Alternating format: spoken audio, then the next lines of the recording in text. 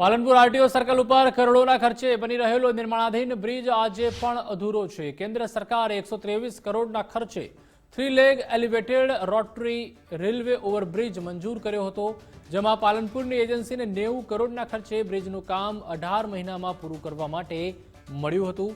GPC infrastructure limited કંપનીએ પૂરજોશમાં કામ શરૂ કર્યું હતું। જો કે જાન્યુઆરી 2024માં બ્રિજનું કામ પૂરું કરવાનું હતું, પરંતુ 4 મહિના પહેલા નિર્માણાધીન બ્રિજના 6 ગડર પડી જતા મોટી દુર્ઘટના સર્જાઈ હતી।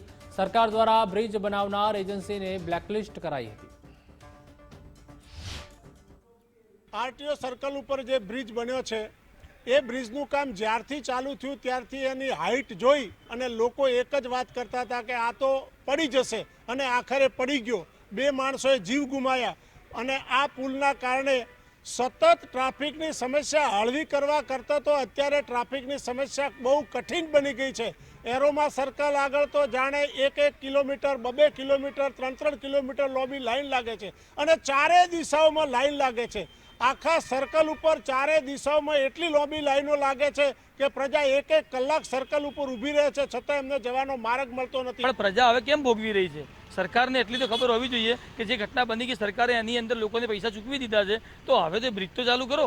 એ કંપની કોની હતી, અમારે શું લેવા દેવા? તમે હાલ એ બ્રિજ તાત્કાલિક ધોરણે રિપેરિંગ કામ થાય, ચાલુ થાય અને લોકોને જે આ તકલીફ પડી રહી છે, ટ્રાફિકની તકલીફ પડી રહી છે, ડીસાથી આવતા લોકોને, આબુ રોડથી આવતા લોકોને, જે અંબાજી જવામાં તકલીફ પડી રહી છે, એનું તાત્કાલિક સોલ્યુશન થાય એવી સરકારને અને અહીંના અધિકારીઓને, તંત્રને અને નેતુડીઓને આ મારી નમ્ર અરજ છે। આનો ટ્રાફિક જે છે એરોમા સર્કલ પર આવી રહ્યો છે, એના કારણે ખૂબ ટ્રાફિક થઈ રહ્યો, તો આ બ્રિજ જે છે એ તાત્કાલિક સરકાર એને બનાવવાનું ચાલુ કરે, જેથી દરેક લોકોને એનામાં રાહત થાય અને આબુ રોડથી અંબાજી તરફ જતા વાહનો જે અટવાઈ રહ્યા છે એમને રાહત મળે।